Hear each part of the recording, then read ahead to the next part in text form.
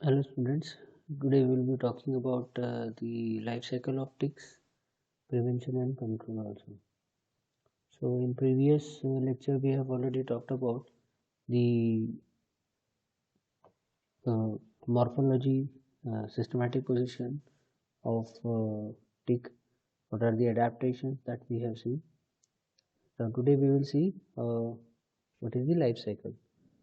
So the process leading to the reproductive success depend on the feeding of this particular uh, organism. Reason is if proper feeding is not there, then the reproduction does not take place. So reproduction success means gemstone mating, oviposition, offspring viability, etc. So reproduction is not only essential for maintenance of tick population, but also significant from a parasitical point of view also. How that we will see. So large, basically they produce large number of eggs. Okay, then this mode of transmission can become very efficient way to multiplying the decimating the pathogens also.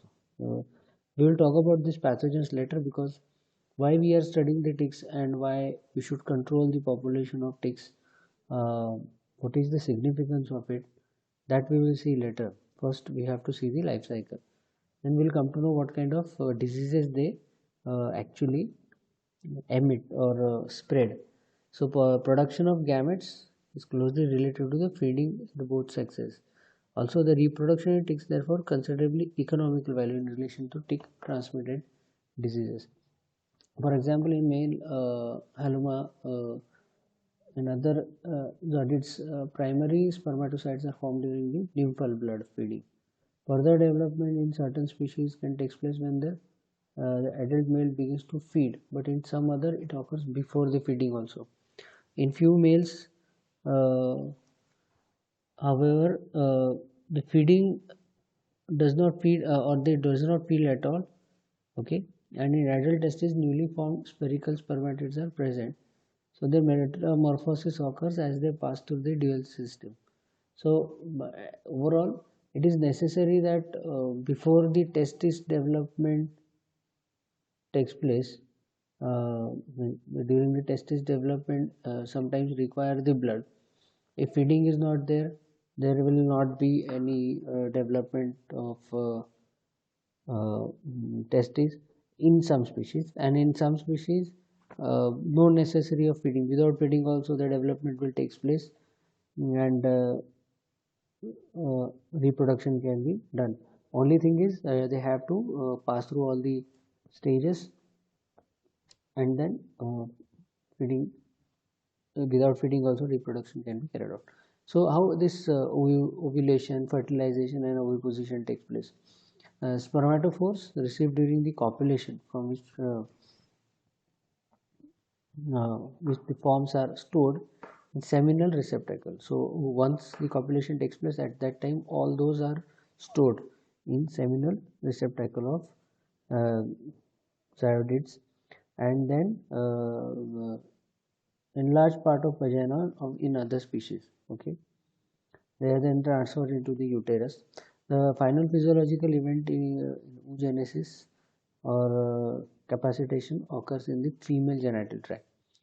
A fully mature sperm has a clavate or paddle shaped anterior on species portion and long posteriorly tapering tail.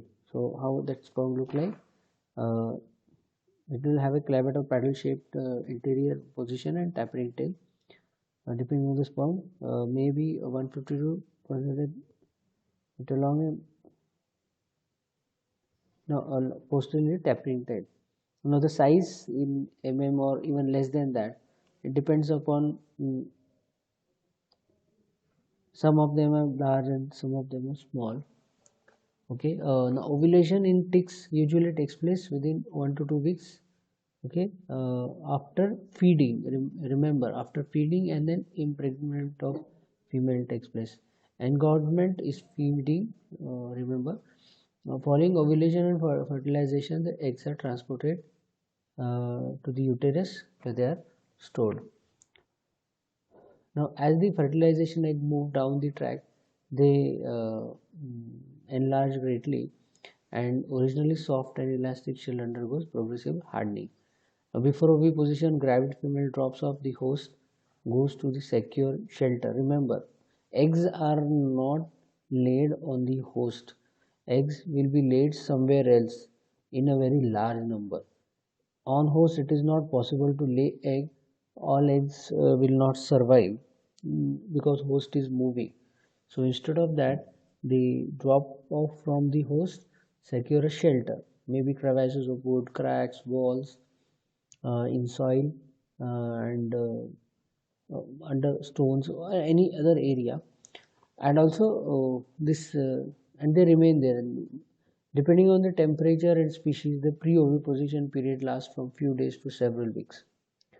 A female cattle ticks, for example, B microplus, oviposit over a period of about 18 days in India and 14 days in August or 60 days in November in USA. During oviposition, the vagina projects as an anteriorly directed tube from the genital aperture, and as the eggs are released, they are covered with the secretion of gins or organ. When during the egg, as you can see in the diagram, when eggs are laid, they are not dried form. There are secretions of this organ which will keep the eggs in a sticky or does not means it protects the egg. uh, it doesn't allow the egg to dry. Okay. So at this time the hypostome is depressed ventrally, so much that the rest against the venter of the tick. In few species, how many eggs are actually laid? Eggs may be of thousands actually in number. So 4,000 to 5,000 eggs laid. It depends upon the species. It may vary from species to species also. And one more thing, oviposition is followed by death of the female. Okay. So after 1 to 20 days, so it's a total period. When all the eggs are laid, the female will die. Okay. So this is what happens during the egg laying. Also, one more thing important, females usually require blood meal for egg production. Although exceptions are there, most opportunistic tick feeds on variety of hosts, while few are host specific. Hard ticks can withstand a period of starvation for at least 16 years. Tick is also called as one host tick when all nymphal molting through all instar occur on the same host. Example is Bacillus species. When a nymph drops off, molt to the adult and attaches to another host. The tick is said a two host tick. So in two host, most of the zyodids are three host ticks, whereas ergasids, I have already talked about the zyodids are hard ticks, whereas ergasids are soft ticks. Okay, ergasids with their multiple nymphal stage may have many different hosts also. So if you look at the life history of ticks, they have to go through four stages. Just now I have told you that maybe larva nymph stage will remain for the longer duration sometimes. So egg stage, a gravid female drop into ground, as I have told you. They lay the egg thousands of leg on one time or in several days. Then soft ticks lay eggs in the batches 20 to 100 over a period. Okay, so hard ticks uh, lay the eggs at one time, more eggs at one time, whereas soft ticks lay the eggs in the batches 20 to 100 over a long period of time. So egg hatches 1 to 3 weeks. The larva of ticks possess three pair of legs. They lie in the or wait among the grasses. When suitable host come, the cattle come or any rodent come, they will just transfer on its body molt to become a nymph, and duration of larval stage may vary from 3 to 13 days. Then you have nymphal stage. It resembles with the adult, but only four pair of legs, but no genital pore. So nymphs are all bloodsuckers. They attach themselves to the suitable host or blood meal, and then the members of Xyodid have one simple instar, but the soft ticks, that is ergacids, have many, 5 instar. Okay, and then you have the next stage, that is the adult. Tick may live for a year or more. Soft ticks live longer than hard ticks at the time of copulation that occurs on the host. Male ticks produce the spermatophore, which is placed under the genital operculum of the female. Remember, so life cycle is like this: egg, larvae, nymph, and adult. Their durations are different. Egg laying is different. Okay, and nymph stage and adult stage, their roles are different. Okay, so as you can see in the diagram, so egg, larva is there. Intermediate host can be mice. Molting on the soil may takes place. Then nymph is there. The difference between larva and nymph is larva is having 3 legs, whereas nymph is having 4 legs. Maybe size may vary and no reproductive organ development. Then again it may go towards the intermediate host. Then again molting takes place, and the final host, they may be present in the cattle, and it will be male or female. So how the transmission also takes place. So most ectoparasite lectics, host seeking, host finding, and host attachments are all active processes. They have to find host. Without that, the feeding will not occur, and if feeding doesn't occur, then the reproduction doesn't occur. So with the feeding is important first. So in all these phases, the ticks respond to a variety of environmental signals and host activities. Remember, ticks have limited mobility, judging by the large number of eggs deposited. Long period of starvation may take place, to which ticks may exposed, and change in finding of host appears to be rather poor, because they after dropping off from the adults, after dropping off from the host, eggs will be laid in some areas on the soil, on in some cracks. After that, when the larva will come out, it has to find the host as soon as possible, the intermediate host, and it may be a tricky one because it may take time also. So instead of searching for running after the highly mobile host, ticks generally employ tactics to attain their objective. What they do, they will climb over vegetation in the morning and in the evening, the height favorable for attachment of cattle passing close by. So they will not remain on the soil. They will try to climb on the highest peak, where uh, they can actually uh, will be present at the top of it, and whenever any cattle or any dog or any host will come up, they will attach themselves. So instead of keeping themselves on the soil, they will keep themselves on the higher grounds, so that they can actually attach themselves. So in some of the case, some ticks are one host tick, seeking occur only once during the whole life cycle, or there are, but the risk involved as those obviously less than those of 2 or 3 or multiple host ticks. So host finding of ticks is dependent on the orientation responses. Okay, sense organs that seem to be involved in the host location, feeding behavior. So there are some organs which helpful for finding the host to them. So they include olfactory, gustatory, or mechanophoto and thermoreceptors. Ticks are attracted over considerable distances by sources of carbon dioxide. Remember, if you look at the dogs, or if you look at the cattle, cow or buffaloes, the amount of carbon dioxide produced by them, especially if you talk about, most of the dogs are actually infected by the ticks. So why? Because they are attracted towards these animals. So ticks are attracted towards these animals because they can uh, attracted towards the source of carbon dioxide, as their respiration rate is very large or fast in case of canines. So they become somewhat target to these ticks. Okay, so there are different strategies to finding out the intermediate host or by the final host, where they can rest and start feeding. Okay, so what kind of effects a host can have because of the uh, this particular tick. So direct effects and some indirect effects are there. Direct effects, mechanical injury is there, and this is caused by tick piercing. As we have already talked about this before that they have a mouth part which actually damages or pierce or cut the skin and then they take the blood.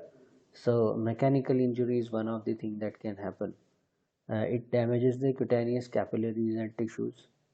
Even the host reaction to the tick bite often takes the form of local inflammation, edema, or severe irritation. It becomes red. You will have itching, okay, because of the tick biting. So irritation may persist for longer duration, even after tick has been removed.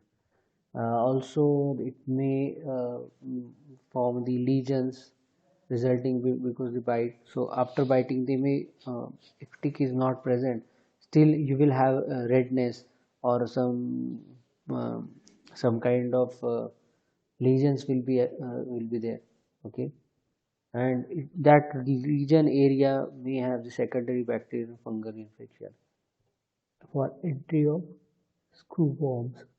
So there is a decreased milk yield in lactating cattle and reproductive efficiency, including low egg output of poultry. So if the cattle or poultry animals are infected by these ticks, so there will be a lot of blood loss, or they will be continuously irritated, or there will be problems to them, and that will have impact on the low egg output or maybe low milk output.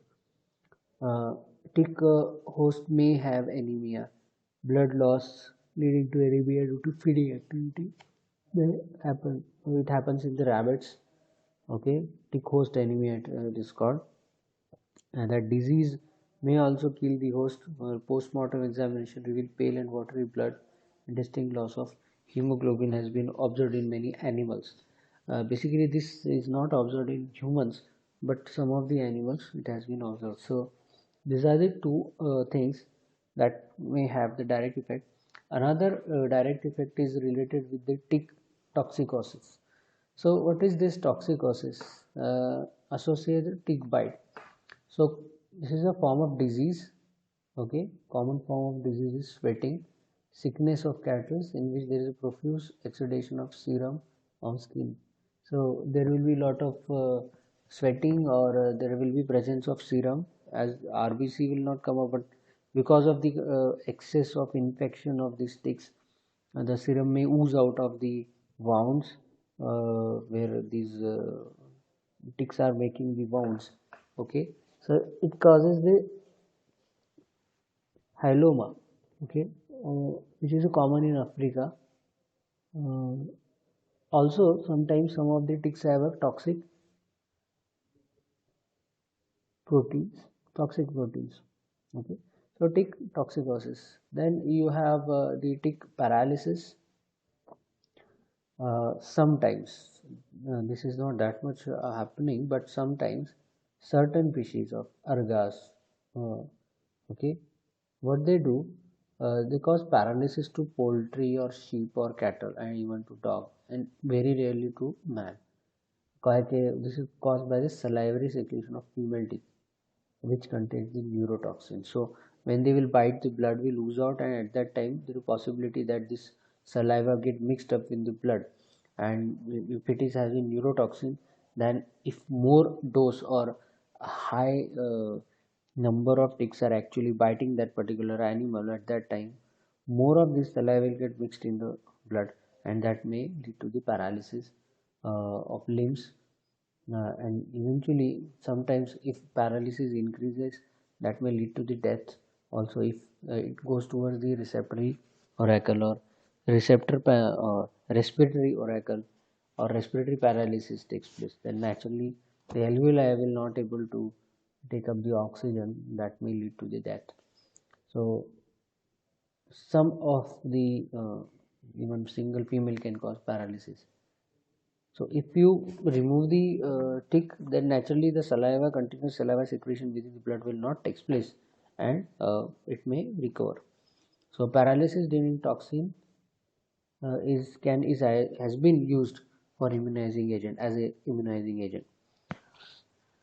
Now indirect effect.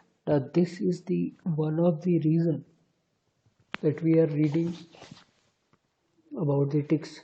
One of the major reasons in World War One, World War Two, many epidemics, it has been found out that ticks can cause many number of diseases.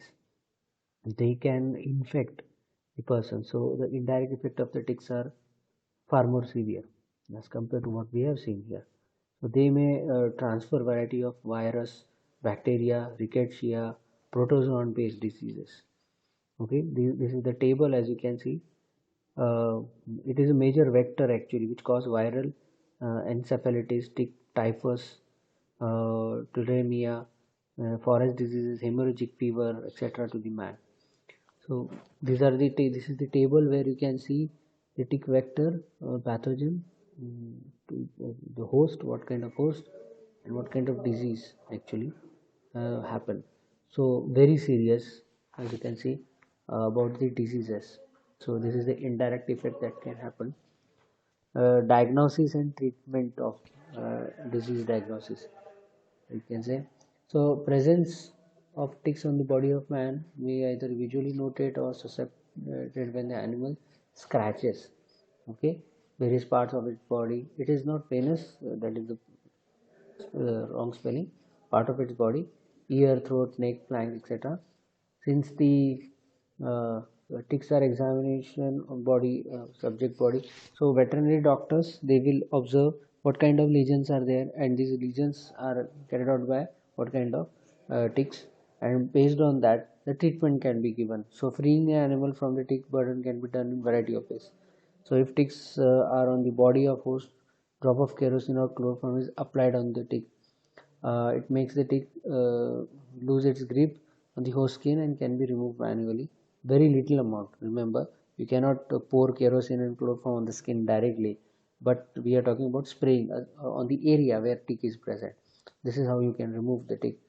Then when the numerous ticks are present on the body, further alternatives are subjecting all the animals in the herd to plunge for bath, dip in. Um, we can take these animals in one area where a large tub is there, and or with the spray bathing. Okay, pipe, use the pipe, keep the tank. In that tank you can add some formulations uh, where which are anti ticks, and that can be sprayed on their body. So number of tickticidal agents can be used for this purpose. So power arsenicals, copper tip is there, chlorinated hydrocarbons are there. DDT is not used now. Uh, then many more are there. Most of them are toxic and must be used with caution. Remember, okay. So these are some of the things that can be used. Now, what are the prevention and control measures? So construction of tick-proof kennels for dogs, that is one of the things. Thoroughly sealing of the cracks, crevices of chicken coops in poultry, spraying the um, anti-ticks powders everywhere, infestation of clean herd of farm animals or flocks, then protection of domestic pets and prize animal by use of pesticide impregnate cow tags, and personal prophylaxis for human being can be used. The protective clothing can be used. Application of spray, smearing, repellent. Okay, that can be used. And avoidance of tick infested places altogether is one of the things that can be done by the humans. So this is all about the tick. Um, so you have now we have completed this part in which we have seen the first of all the morphology, habitat, then life cycle, uh, how the reproduction takes place, what kind of diseases, and what kind of uh, what are the economical repercussions of these ticks on the poultry or on the cattle that we have seen. Okay, thank you.